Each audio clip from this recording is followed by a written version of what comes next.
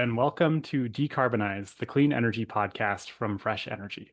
Fresh Energy is a Minnesota nonprofit working to speed our state's transition to a clean energy economy. My name is Isaac Quam, and I'm the Senior Associate Writer and Editor on the communications team here at Fresh Energy, and I'm also your host today. I'm excited to be joined by my colleague Eric Fowler, who's our Director of Building Performance. Hi, Eric, and thanks for joining me to talk about Minnesota's Residential Energy Code update. Yeah, thanks, Isaac. Happy to be here. Excited for this chat. Me too. So, we are here today to talk about Minnesota's buildings. And buildings are the fastest growing source of greenhouse gas emissions in Minnesota, but they also represent one of the biggest opportunities for change.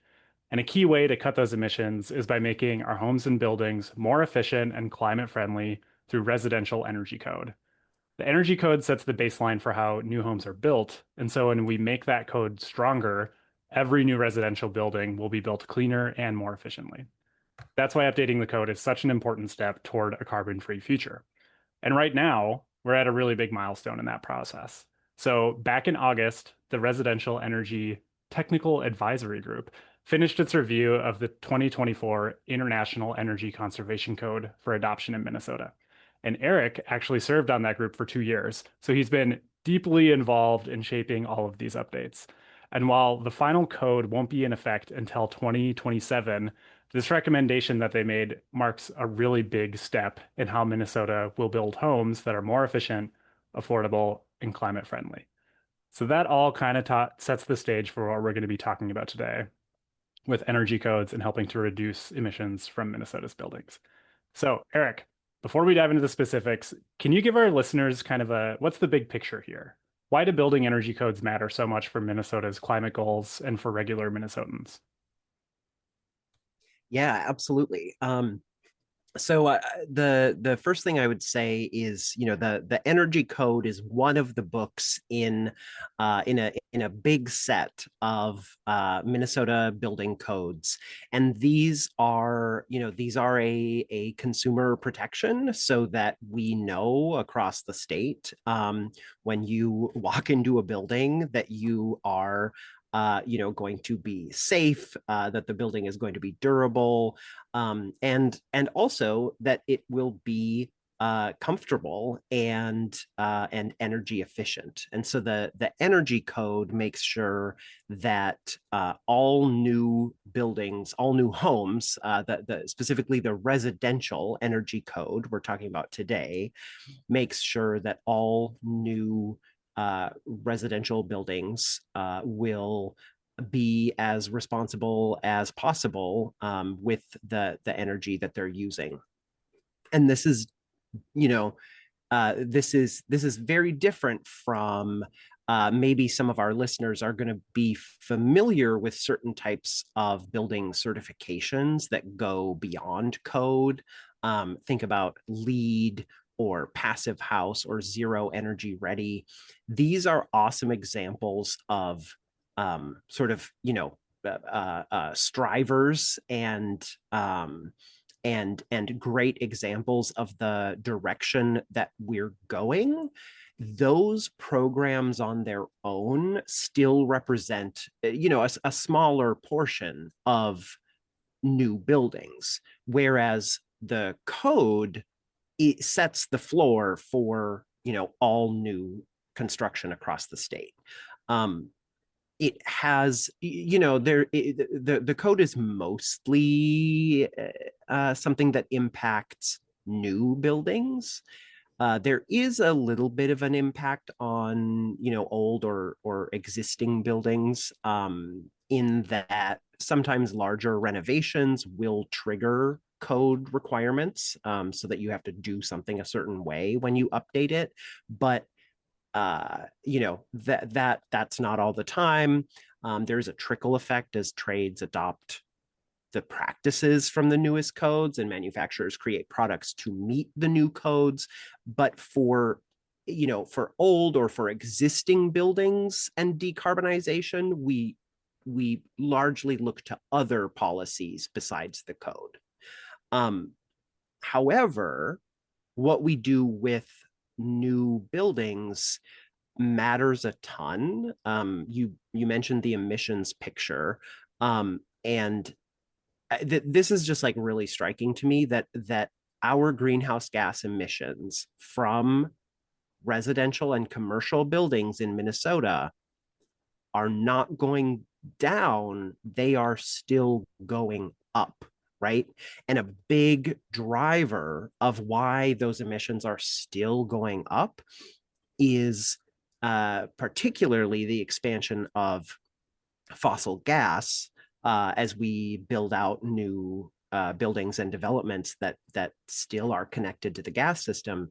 And that development is outpacing our efficiency efforts, even though we are getting more efficient, but we are still overall uh, installing a lot of gas lines and continuing to grow our emissions. So the opportunity with the energy code is uh to help both our climate through uh greatly reduced emissions, as well as saving on costs. So today when you build a code minimum home and you heat it in the winter, how much do you how much what percentage of the heat do you think is just like wasted and goes outside? Oh gosh. Is it like 15%? Does that seem high? Way more. It's Really? way more. The majority of the energy that you put into heating your home in January in Minnesota in a code minimum house is wasted. So the opportunity is huge, and by improving our energy codes, which thanks to some legislation that Fresh Energy was very involved in passing, we do have a requirement to accelerate the efficiency gains in our energy code, and that is going to help turn this around so that the majority of energy used to heat our homes stays in the home. And that has huge impacts for the climate, and it has huge impacts for our wallets, because we obviously don't want to be dumping most of our heat out into the outdoors. Yeah, that makes total sense. It's the time of year now. So we're recording this in, mid-November. I tried to hold out and not turn on my heating system until about Halloween or so, but we're a few weeks in now, and I'm starting to notice that it's heating season, and if my home could be more energy efficient and I could save money on heating, that would be a thing I love, especially during Minnesota winters as these kick off. So I just want to make sure that folks understand the context here. Um, Eric also published a very long blog post this past month all about what we're going to talk about here today. And Eric, you mentioned in the blog post that there are federal policies that are making energy more expensive right now. Can you talk about what's happening at the federal level and why Minnesota's state code is so important as a safeguard? Yes. Yeah. So, I mean, the way I look at it, when energy costs are going up nationally, efficiency is the most effective way that state policymakers can protect energy affordability. Unfortunately, what happened earlier this year is the federal government decided to raise taxes on the cheapest sources of electricity in human history, right?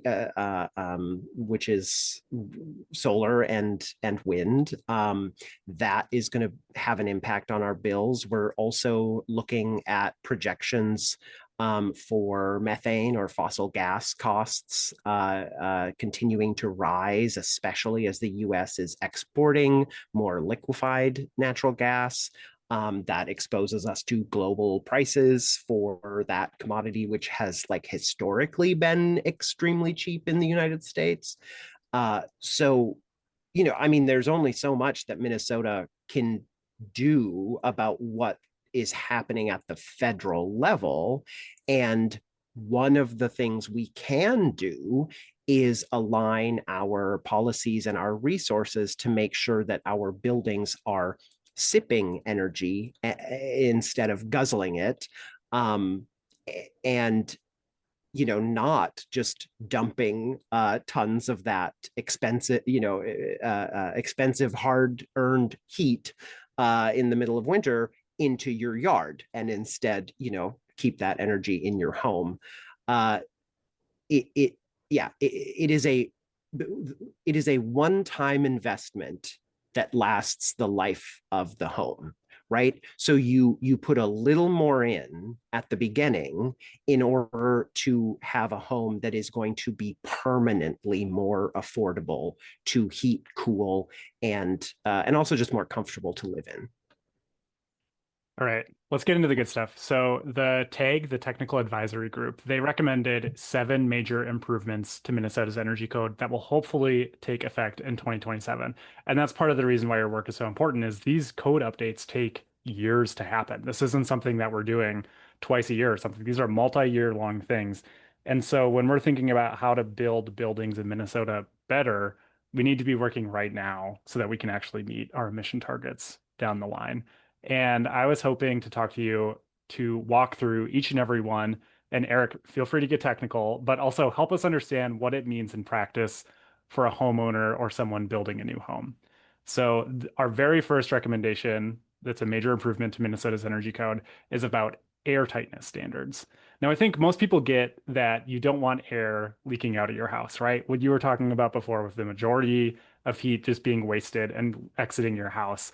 It makes perfect sense. But you use this great analogy in the blog about a knit sweater in January. Can you explain more about what air tightness is and why this code update matters?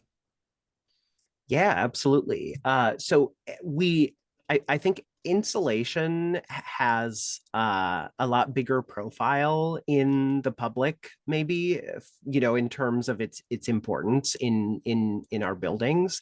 But air tightness and having a continuous, really solid air barrier is actually the secret weapon that lets the insulation do anything at all. Um, I imagine like trying to go skiing in my biggest, chunkiest sweaters. And I kind of think it wouldn't matter how many of those sweaters I layered over each other, because at the end of the day, there are big holes, right? Right. But if I put on a windbreaker, that is suddenly going to stop all of that air from just pouring through the insulation, or in this case, my sweaters. Hmm. And it's actually going to let the sweaters do their job. So Right. air tightness has this huge outsized impact, and we're looking at kind of a cool thing, which is not only are we slightly improving the air tightness requirements in the next residential energy code update, but we are also switching it to a different metric. And you said I could get like super technical. So Oh yeah, like lean into it. I think our listeners of this podcast like getting technical, so I'd say lean into it. yeah, okay, well, here we go. Buckle So up. yeah, the next version of the residential energy code, we are going to move from measuring air tightness with ACH 50, which is air changes per hour at 50 pascals of pressure, to cubic feet per minute per square foot of enclosure area. So these are And just 2 different ways to measure air tightness in a home, right? How much air is traveling through your home, and ACH 50 is the old way, and hopefully we are moving to cubic feet per, what was it? yes, CFM per square foot, Okay. you can say, is a little shorter. So the test for those metrics is the same. We take the Minneapolis blower door, the red door of truth from our friends at the Energy Conservancy, and you put that in an open door of the house. And using a fan and some monitoring equipment, that door is going to try to blow up your house like a balloon and see how hard it is to do that. And the harder it is, to do that, the more airtight the home. Um, the way that the metric gets calculated, so air changes per hour, that's measuring the volume, actually, right? The how many times is the total volume of air getting exchanged inside the building. And that's not that's a lot of people are used to it. It's been used for a long time. It's not nothing. It's been super useful. But it doesn't directly measure the thing we actually care about. In terms of how leaky the building is, we don't care about the interior volume so much as we care about the envelope, right? The actual exterior layer that separates the indoors from the out. And one kind of weird thing about ACH 50 when you're basing this measurement on volume, um, it it slightly disadvantages smaller buildings because of the the surface area to volume ratio and what happens when you go right. A smaller building has more surface area to volume than a Right. larger building does. So what we actually want to measure is the leakiness of that envelope, of that exterior. And by switching to CFM per square foot, we make that a little bit more fair. So the new, if this proposed, if the current package continues to move forward through the rulemaking process, because code updates follow a rulemaking process in Minnesota, administrative rulemaking, Mm-hmm. the new code limit will be 0.18 CFM per square foot of enclosure area, which, and I'm going to translate it as imperfect as it is, like Yeah. you can't perfectly translate it. That's why we're changing metrics, because they are not the same. But for the folks who kind of understand a little better intuitively what ACH means, on average, that 0.18 CFM per square foot is going to translate to around 2.5 or 3 ACH 50. Gotcha. So it's about both improving, the air tightness of homes, but then also changing how we measure it too, so that we have a better system going forward as well. Yes, exactly. And I think this will definitely be a metric where we can continue to look for improvement as that code acceleration that I talked about, which is the statutory requirement Mm-hmm. to go through this administrative process really, really rigorously in order to achieve some really important efficiency goals. I think we are going to see a lot of continued attention on air tightness, and that is going to look like the industry kind of, bringing more attention to detail of sealing joints, avoiding gaps in initial framing and construction.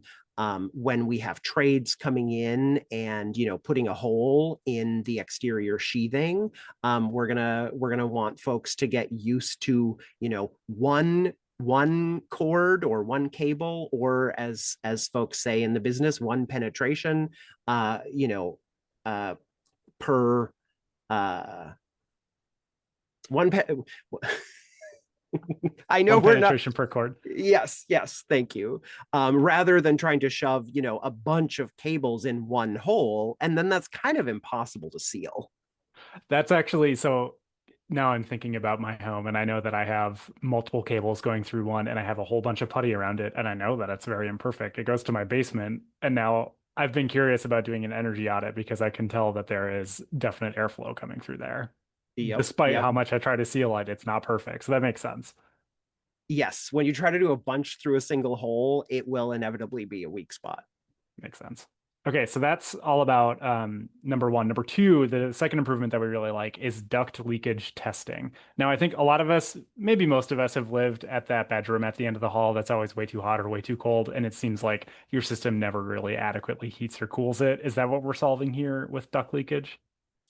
Yes, essentially, it's the goal here is to make sure that our ducts are distributing that conditioned air evenly throughout the home, um, and I'm going to get nerdy again here. Part of what is really important here is not just the air temperature, but is actually the temperatures of all of the surfaces in that room, because not only if you don't do that level of quality control with your ducts, and you end up with that room at the end of the line that's not getting very much warm air, that the air temperature itself is not actually the main reason you are going to feel so cold in that room.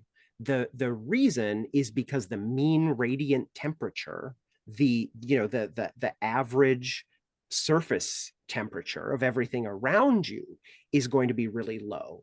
um, Radiant temperature is a much bigger factor in our comfort than air temperature. Air temperature is just like easier to measure because most of us aren't walking around with thermal imagers, to look around at us. I mean, maybe Um, you are, but probably not most people. right. Yeah, and probably Sam on our team. Yeah. But what the really critical thing that air is doing is slowly bathing all of the furniture, all of the surfaces in that warm air to bring up that average temperature. So yeah, so we like this. We like the addition of duct testing. There was already a requirement in the code to make sure that ducts are sealed. Mhm. This just adds a layer of, essentially proving it.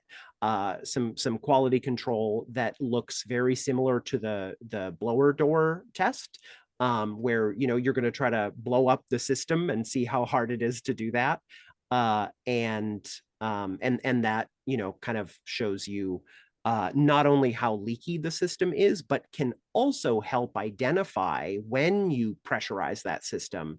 That can help you find leaks, and then actually not only check for how good of a job of sealing you did, but make some improvements if spots emerge that are clearly still leaking.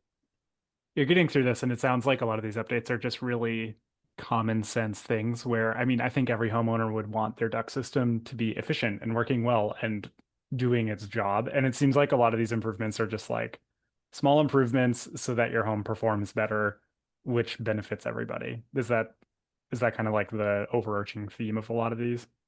Yeah, that's some of it. These updates tend to be often incremental in certain ways, or at least, building on themselves. And I think a lot of people might wonder, well, like, why does it matter that much if the ducts are leaky? It's all going, Into it's the it's home. it's all going into the home.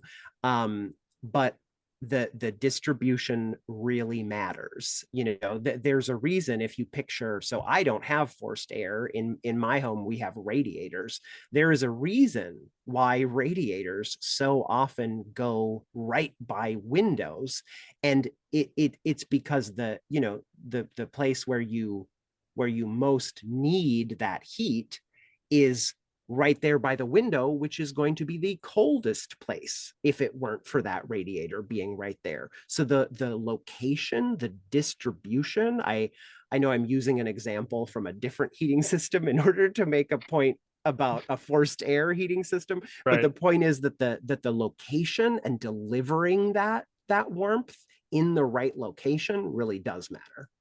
That makes sense.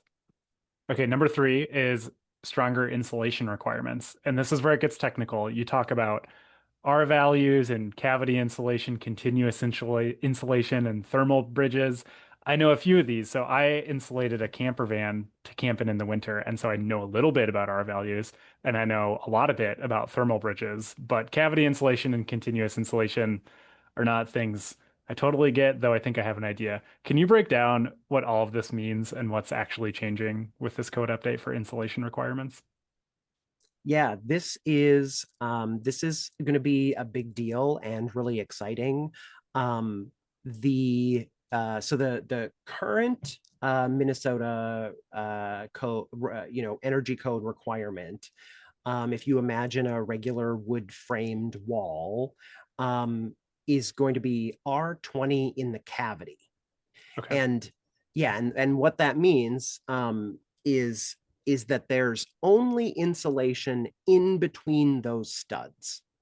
But all of those studs are not insulation, Right. right? So that's what we call a a thermal bridge, where you have a break in the insulation and you have a pathway for heat transfer to kind of sneak past the insulation. A way more egregious example would be my fireplace. Hmm. If folks are familiar with or maybe live in an older home that just has a big old fireplace where the brickwork continues uninterrupted from your living room straight to the outside of the house. And when you go up to that in winter, it is so cold because Yeah. bricks are terrible insulation. And so you have that's a huge thermal bridge. Studs are not quite so bad. Wood is like a little better insulator than that, but it's still not helping. So one of the important things about the latest update is that if you are going to build that same R20 cavity filled wall, that's going to be with a 2x6 stud setup. Okay. If you build that same wall under the new code, you are going to be required to add another R5 of continuous insulation over the entire exterior of the wall. So Okay. that's going to break up those bridges and slow down the heat transfer. And so it's kind of like instead of just having studs with insulation in between and then the cold can travel through the studs, this kind of puts an extra layer between the studs and the wall to block that cold from coming in better, right? Exactly. Okay. Yes, and there's there's a number of different options and materials and ways that you can do that. Um, Another alternative in the code is so in this next update, say you really don't want to build with continuous insulation, there are going to be other options. One of the things about the code is like it usually gives you multiple pathways to accomplish similar outcomes. So in the new code, you could put R30 in the cavities.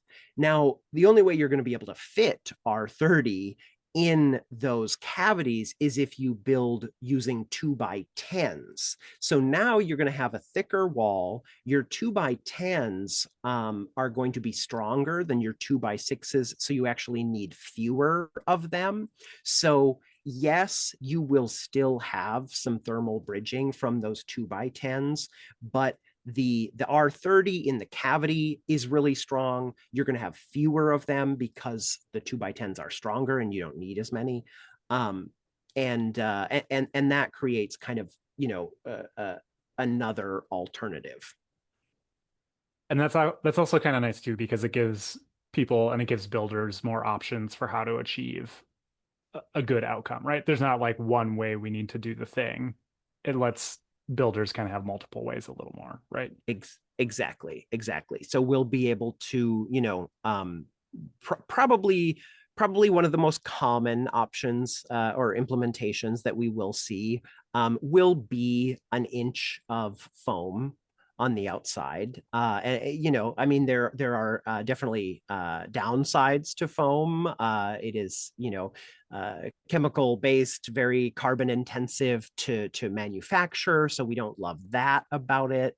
Um, but there are also other lower embodied carbon options. A lot of the energy benefits we're talking about today are about operational Right. emissions and operational carbon, right, as you run the building on the day to day. But there are some cool lower embodied carbon options for that continuous insulation. You might do a couple inches of mineral wool or wood fiber. You can even look at cork, which is like super fire resistant and obviously also a natural material. And either way, you are just sort of putting on an extra layer. Rachel Wagner, an architect in Duluth and partner and friend, she likes to say that in Minnesota we understand the value of an extra layer, and that's what that continuous insulation does, is, you know, wrap up the house in another layer that is, you know, totally blocking those thermal bridges. I think people from Duluth know that really well too. I feel like in Minnesota, right, Yes, we have these intense winters. We need to keep our buildings warm. And so I give a very added layer of, what's the word? Like honoring people from Duluth or up north that understand cold even more than I do in central Minnesota. absolutely. Okay, so the fourth change that we're hoping in this latest code update is about windows and doors. And hopefully it will improve windows and doors. You mentioned U factors in the blog post, and I know that that's different than R values. I also know when it comes to windows, this seems like it seems like when folks are kind of new to upgrading their home, they tend to think that the windows are definitely the worst, leakiest thing in their home, and they need brand new windows. And I think sometimes that's true, and sometimes it's really not. And so, can you kind of explain what we're talking about here with U factors and improving windows and doors in the home? Yeah, absolutely. Well, definitely, I'm not gonna step in it by trying to give anybody advice about their specific circumstances, because Fair. unfortunately, the answer to whether or not your windows are the best place to start is very much it depends. Yep. Um, but yeah, this is going to be a big deal, and definitely at new construction, it's definitely worth it when you are building from scratch to invest in better windows. There's no better time. That should be one of my, you know, that's one of my main takeaways, I hope, for everyone, is that there is no better time to invest in super energy efficient building, particularly making sure that your building envelope, which is all of those exterior components, including the windows and doors, no better time to make sure that that is as good as it can be than when you are building for the first time. So when this code goes into effect, we are going to go from a requirement that, and I'll explain kind of what this looks like. But we're going to go from a requirement of 0.32 U factor windows to 0.27 U factor. In both climate zones, we technically have two different zones in Minnesota. So this is good. This is improvement, going from 0.32 to 0.27. The Energy Star, if you get an Energy Star window, that's going to be 0.22, which is already quite a bit better than the code that we are talking about implementing in 2027. So that leaves plenty of room for the industry to you know, get ready to meet these requirements. And most projects getting built already are meeting these, because Energy Star windows actually already have a huge market share. They've done a great job with that program. The U factor is the inverse of the R value, and U factor actually came first. it's more mathematically useful because you can combine U factors of different components and then calculate the overall U value for a wall assembly. Interesting. Yeah, you can't do that with R value because R value is more of a marketing metric than a like engineering metric. They came up with R value by inversing U value because they wanted to be able to advertise better insulation with higher numbers. That Whereas does kind with, of make sense. Like with yeah, we're looking at R and it's like, oh, we're going from R20, you can go to R30 and the higher the better. And I'm like, how can I get R100 or something like, just being ridiculous. But right, so with the right. U factors, it's all about getting smaller. And we're going from 0.32 to 0.27. Sounds small, but a decently good change for Windows. Yes, exactly. Yeah. And they are, I mean, like you said, the again, I'm not weighing in on what anyone should do with their individual house, but it is true that the windows and doors are, these are the weakest points in the building envelope. And so these improvements matter. I didn't use the fun word here yet, which is fenestrations. This category of product in the code is known as fenestrations. So if you hear that, you can know that that refers to your windows and doors. It's just a fun little vocab tip for people. I think you can even change it into, I'm the writer, so you can change it into a verb and you can defenestrate, which is to throw something out of the window, I think. I have Yes. used this a grand total of once in my lifetime. So these are very practical words for listeners of Decarbonize to hear. Yeah, very, very practical words. We're just helping you out. So number five in the code update relates to enhanced ventilation requirements, specifically ERV and HRV systems. We love acronyms in Fresh Energy, so we're going to learn about ERV and HRV too. And this seems counterintuitive. So far we've been talking about making buildings airtight, keeping the cold out and the warmth in the wintertime at least. And now we're going to talk about ventilation and why it's important for homes to be well ventilated. So, Eric, can you describe what's going on here? How do you balance wanting great airtightness, but then also wanting ventilation in your home? Yes, good question. So we definitely we definitely need fresh air. There's an old debunked saying, a house needs to breathe, which is not true. People and pets need to breathe. A house needs to dry. A house does not need to breathe.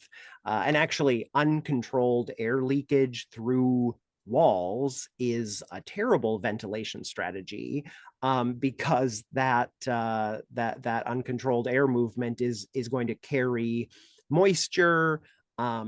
It might deposit that moisture inside your wall. I actually forgot to touch on one of the benefits of continuous exterior insulation, which is that it supports the durability of the wall because it warms up those framing members, so that they are not cold spots and therefore vulnerable to moisture. Because if those studs get colder than everything else around them and moist air passes through them, guess what? Moisture is going to deposit onto that cold surface. And so the continuous insulation also helps with durability. Okay, totally sidetracked myself there. So what do we say instead of a house needs to breathe, build tight, ventilate right?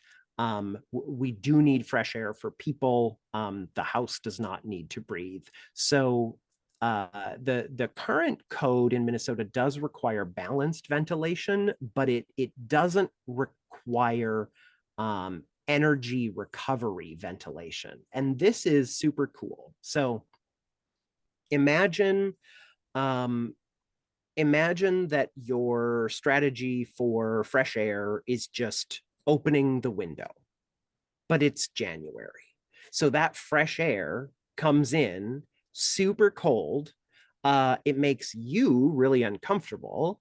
and it forces your heating system to constantly be trying to keep up with a bunch more cold air coming into the house. So what energy recovery ventilators and heat recovery ventilators uh, do, and they're very similar. The benefit of the energy recovery ventilator is uh, more moisture control. Um, what both of these systems are going to do is use the heat in the outgoing air, because you can't bring in fresh air without air leaving the building somewhere to make up for that incoming air, right? So in an ERV or an HRV, it controls both of those flows and it passes them by each other, taking warmth from the outgoing air and using it to temper the incoming air and warm it up so that it is more comfortable when it comes in, and so that your heating system has to do way less trying to keep up with that fresh air. So people need to breathe in their homes. Houses don't need to breathe, but people need to breathe. And so we need ventilation. But obviously, how you accomplish that ventilation is the important thing. And so these systems are basically making sure that we're not bringing in, really frigid January air or my least favorite, very humid July air directly into our homes, right? Yes, and that way hopefully folks maybe who are listening to this have or are on the pathway towards heating and cooling their home with a heat pump system. And that way, that heat pump system can be that much more efficient and save you that much more money, because the incoming air from your ventilation system is getting tempered with the energy that would otherwise just be wasted, getting exhausted to the outside. So let's move on to number six. Number six is the sixth improvement in our energy codes is all about compliance pathways. And that's a fancy word for giving builders flexibility in how they meet these standards. Can you walk us through the options going on in this latest code update? Absolutely. So this one was a little bit of an umbrella term. Right. Having different compliance pathways isn't necessarily new to the code, but we like some of the improvements and the approach to these different compliance pathways in this next code update. The first one isn't actually a separate path. The component performance alternative or total UA alternative. So this uses what I was talking about earlier with doing math with U factors.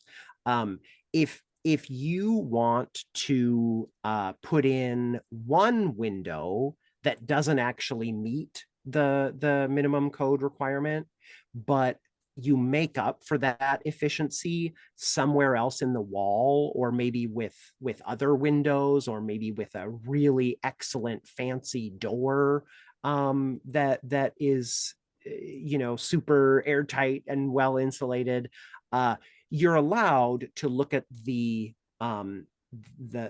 total wall and use whether or not it passes sort of in aggregate, rather than having to check off every individual component. There is also, and this is going to be a little bit newer. There is an ERI pathway that stands for Energy Rating Index, which is basically a generic term for a HERS score. Probably people are some listeners might be familiar, a HERS score that goes maybe a older building might be somewhere around 100. Most new construction in Minnesota right now is right around a 50. And where our code acceleration target for Minnesota to reach with the residential energy code by 2038, that's going to be around a HERS 30. And it's pretty easy to just imagine, what a zero energy or a net zero home looks like on that scale, because it is zero on the scale. So the technical advisory group strengthened the max allowed HERS score in order to comply with the code using this pathway, strengthened it to a 47 from the model code suggested 53 or 52, depending on climate zone. But what we know from HERS data, because this is a third-party verification process where records are kept, and I think it's around half or over half of new homes in Minnesota that get a HERS score, and the average score in Minnesota is already 47. So this pathway, so bringing it to 47 is will have an impact. It will bring along some of those projects that are not quite achieving that, but it's not asking the industry to do anything like way out of way far away from what we are already achieving in terms of HERS scores. The other thing is there was a proposal advanced in the process that says you can only make so many trade-offs to the envelope. And the way that the model code is handed down from the national level that we base this on in Minnesota, the national code allows for a little more, trade-offs and exchanges in some of these compliance pathways. And we do want builders and designers and homeowners to have options, but if the goal is long-term energy affordability and resilience, we really don't want to weaken the envelope, because it is the most durable element of building efficiency. So if we allow too many trade-offs with the envelope, the lifespans kind of just don't make sense. Your building envelope might last 50, it might last 100 years, but some of these trade-offs, before we strengthened the recommendation in the tag process, some of these trade-offs would allow you to use, better mechanicals, so a more efficient furnace, for example, to trade off for a weaker envelope. But that doesn't make sense, because the lifespan of the furnace has nothing in comparison to the lifespan of the envelope. So making sure that the thing that separates the indoors from the outdoors remains really strong and can't be traded off too much is really important. That makes like complete sense. And so, okay, that's all about compliance pathways. Let's move on to our last improvement that was made, and this is about the R408 table. This already sounds very technical. Can you tell us what it is? Yes. So this is the R408 table. This is going to be a new menu of additional efficiency options for builders and design professionals in Minnesota. This was introduced at the national level in 2021.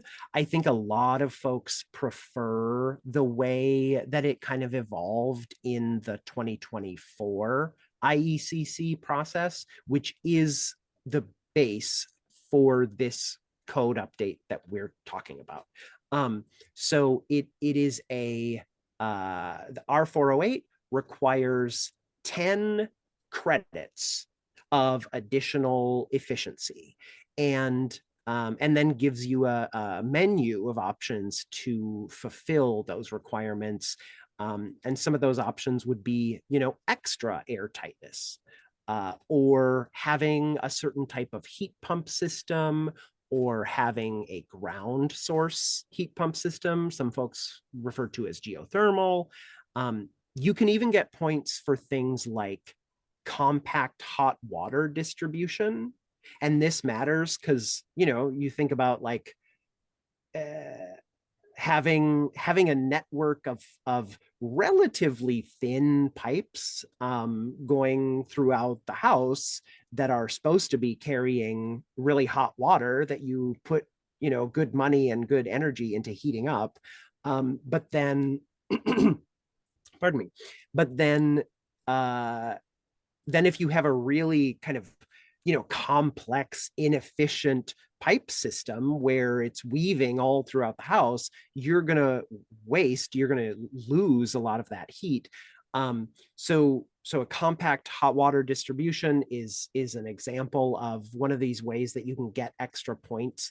And I'm a fan of this table because it, you know, assuming that the International Code Council that creates this model code, assuming that they keep this table, which I think is the plan, that we will be using this for a while now, it makes it easier to add credits for new approaches or techniques or technologies or systems, and give credit, give flexibility. We are not saying which of these options on this menu you have to do, but it sort of just offers recognition for a lot of different creative ways that builders can achieve that extra efficiency.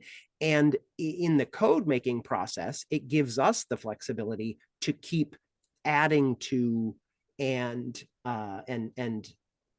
iterating on that credit table.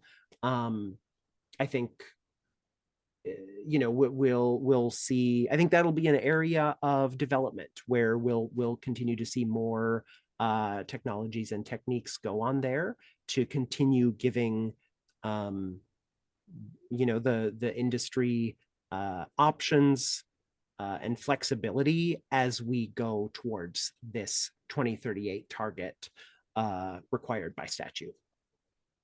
As someone who really likes to learn and just learn how systems work and things like that, I actually really kind of like this menu of optional improvements that you can do in your home, because you start to realize that, having an energy efficient home or a climate friendly home isn't just a one size fits all. Here's your energy efficient, climate friendly home. There's a lot of different systems in your home. There's a lot of different components, and a good home system, there's a lot of different ways to achieve what you are trying to achieve, I suppose I'm trying to say. And so a menu like this kind of acknowledges there's a credit system. Here's a lot of things you can do to make your house be more energy efficient, and giving room to builders to do that. Absolutely. All right, so we've talked about the big improvements in the code that TAG has recommended. Let's kind of shift gears now from talking about what the updates are to talking about what TAG exactly is. So the technical advisory group that's made these recommendations we've been talking about today, how does this process happen? How does Fresh Energy get involved with it? I guess in a nutshell, Eric, tell me about what you've been doing the last few years working with TAG on this code update. Yeah, absolutely. So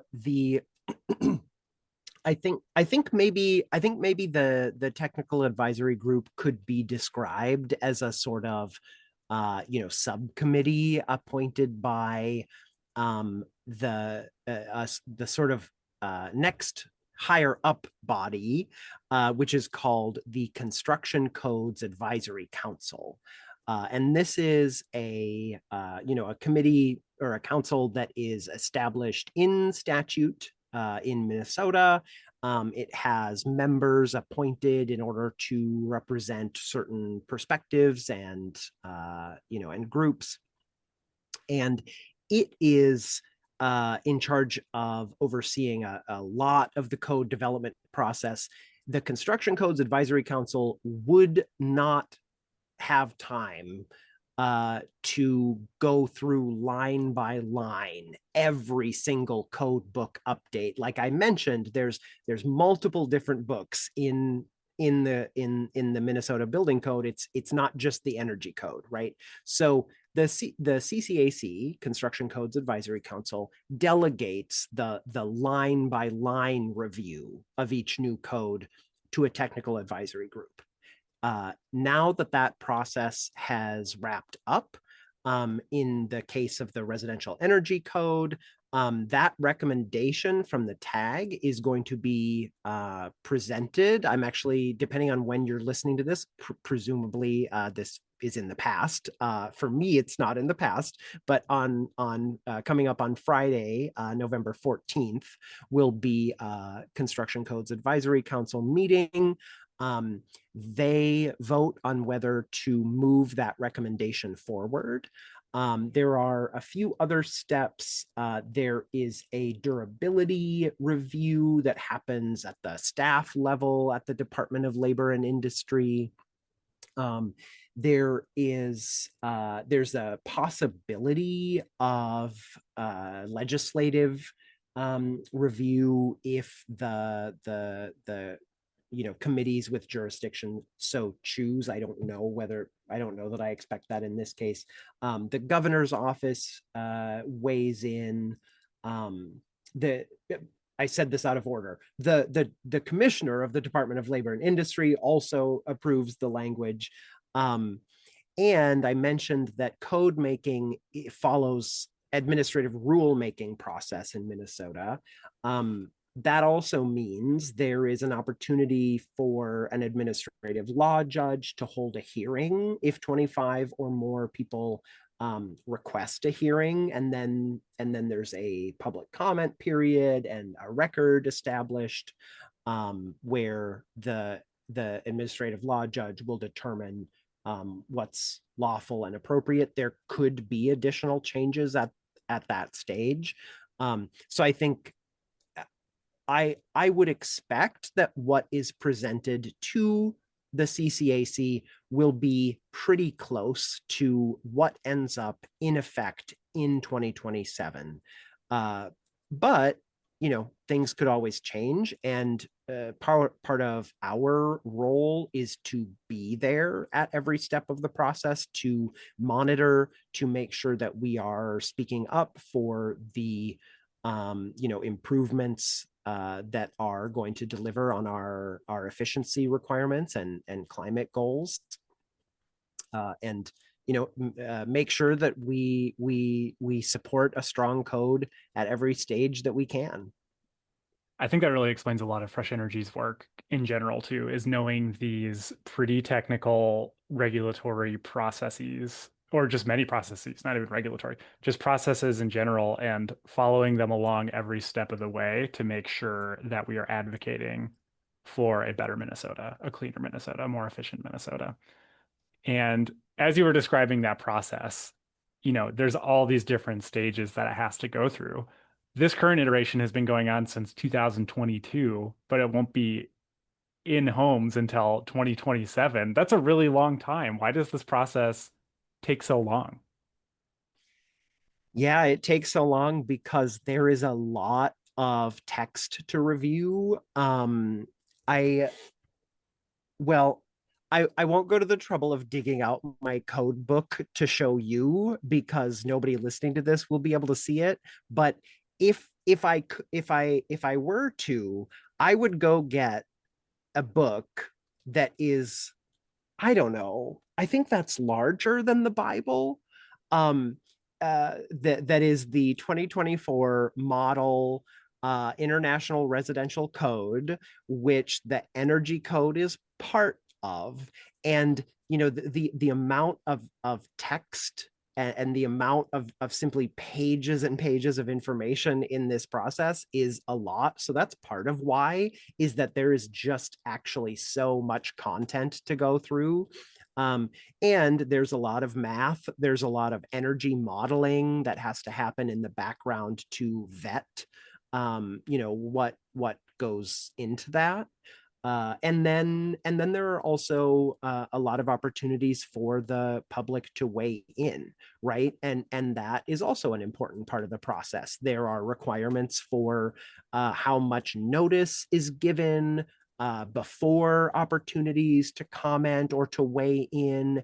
And there are several of those opportunities along the way, including the technical advisory group meetings, which did wrap up, but there are other technical advisory groups going on currently at the Department of Labor and Industry. Those are open to the public. Construction Codes Advisory Council meetings are open to the public, and that's another opportunity for participation. So that it's both sort of the amount of content and technicality, as well as I think a certain commitment to accessibility and transparency and participation. That makes sense. These things take time, and then also there's so much content that goes into it. You were talking about how big the energy code book is, and I was picturing one listener maybe having theirs at the ready to page through. And I don't know. It's the beginning of winter here. The giving season is coming up. If you need a wish list item, maybe an energy codes book is in your future. You could join Eric line by line, and we could do a reading or something. I don't know. This could be we're percolating ideas here. Yeah, Um, it's fascinating stuff, U values and fenestrations and all. I mean, who doesn't love a good fenestration? Okay, so throughout this conversation, we've talked a lot about climate and emissions so far today, Eric, but this also seems like it's about a lot more than just climate and emissions. It's also about comfort, health, energy bills is a big one. Can you talk about how all these pieces fit together? Yeah, I think I mean honestly we supported as Fresh Energy this new energy code trajectory, largely out of our motivation for climate action in every venue possible of policymaking in Minnesota. So, we're largely in this for the climate and the energy and emissions benefits, but there are other huge benefits to dramatically improving the efficiency of our buildings that I think people are going to be really excited about. The amount of comfort that you can experience in a building that is not drafty, that has its ducts properly delivering the amount of warm or cooled air to the right places. I think people are also going to be. I didn't even write this down in my notes here, but just as I think about this, I think sound and noise is going to be another huge benefit that we don't really always talk about in our energy spaces, but the same things that insulate a home against uh you know thermal loss or gain are pretty much the same things that insulate it against noise. And so you'll talk to people who live in certified above code houses, in passive houses, or other really well insulated airtight homes, and they could live by a freeway and not hear a thing as soon as they close their front door. And so there's a level of comfort that actually goes beyond just the temperature. um, and then there's also the extreme weather and extreme temperature benefits where when when you have a really well insulated home and you're not just dumping most of your heat out into the yard or the rest of the city, that also creates time in the face of power loss. Uh, That's maybe a weird way to say that, but when you slow down heat transfer, you you extend your runway a ton for how comfortable and, more importantly, how safe your home remains if you lose power. So resilience to outages and extreme weather is one of the really huge benefits of improving our energy code and improving our buildings. A well insulated building is kind of like a battery, except it doesn't require certain types of chemicals, and it's not going to degrade and need to be replaced in 5 or 10 years after you've charged and discharged it a bunch. Instead, you just have thermal inertia. You just have a building that could be heated up or cooled down at a time where the energy prices made more sense to do that, or at a time where you have a bunch of excess solar, and so you would rather run your equipment at this time. And then, because your house is such a slow ship to turn in terms of the temperature change, uh, you can then ride it out for a while off of the heating or cooling that you did when it was convenient, or when it was cheaper, or when you had power before you lost the power. um I've had my power go out during the winter before, and it's one of those things that you never think about until it happens, and then and then it's the only thing you're thinking about is, I can't heat my home right now. How much longer do I have until I need to heat my home? When is the power coming back on? And exactly. it just really paints one of those benefits of more resilient homes are very important.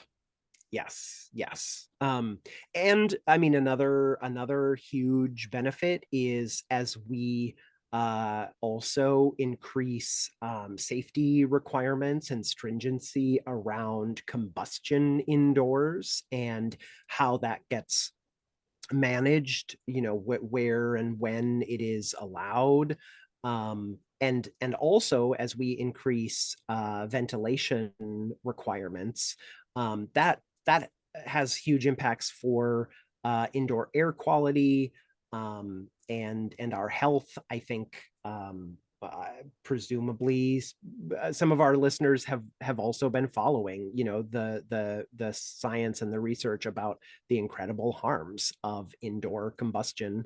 Especially the stove is a particular offender in terms of the air quality. And By making sure that we have better ventilation, that helps. It's not the same thing as eliminating that combustion source, but I don't think that's going to happen through the code anytime soon. What the code can do is make sure that we're ventilating well, and that you know combustion is happening in the safest and best way possible. One thing I'm curious about is, what should a person do who's planning to build a home in the next few years? What should they know all about this? Should they wait for the new code to come out? Should they build to these standards now? I mean, this is kind of a strange scenario, thinking of someone building a home and possibly waiting years, but if you're building a new home, it's on your mind. This new code is coming out. What are the implications of that for folks that are looking at that? Yeah, good question. I would say there is no reason to wait, and no need. We already have awesome programs and certifications and communities of folks who are really dedicated to building the buildings of the future today already.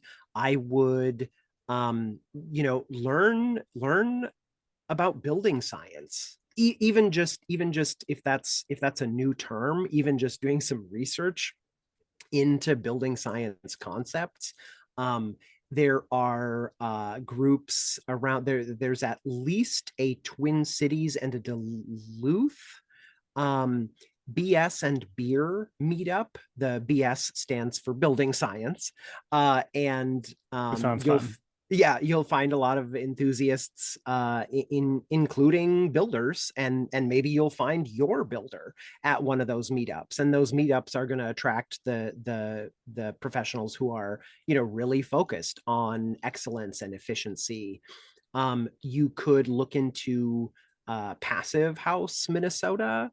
that is kind of passive house is kind of the gold standard in terms of envelope and energy efficiency and really using the sun to maximum benefits and avoiding the sun when you don't want that heat in the summer, so that your equipment heating and cooling is having to do as little as possible. The joke about passive houses is that you could heat them with a hair dryer in winter.